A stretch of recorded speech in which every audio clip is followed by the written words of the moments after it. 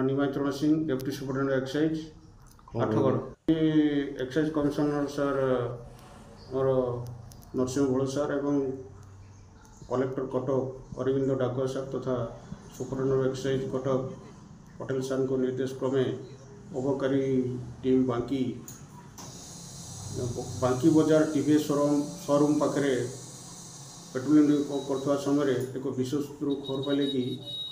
गोटे Mahindra Bolero pickup jar registration number OD 05 BG 0713 थी उक्त पिकअप देशी मद लोड हो भिउडा पणसपाटना नयगढ़ आड़ को जाऊँगी। उक्त खबर मुताबक बाकी टीम से शोरूम पाखे जगी रही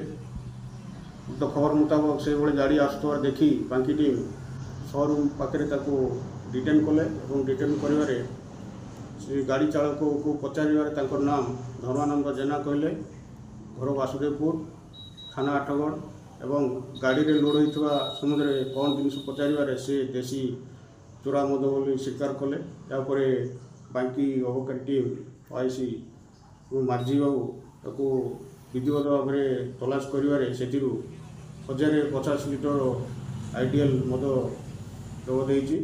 एवं आसामी धर्मानंद जेना को गिरफ्त कर आज कोर्ट फराड हम ये आगक अबकारी चढ़ जारी रही।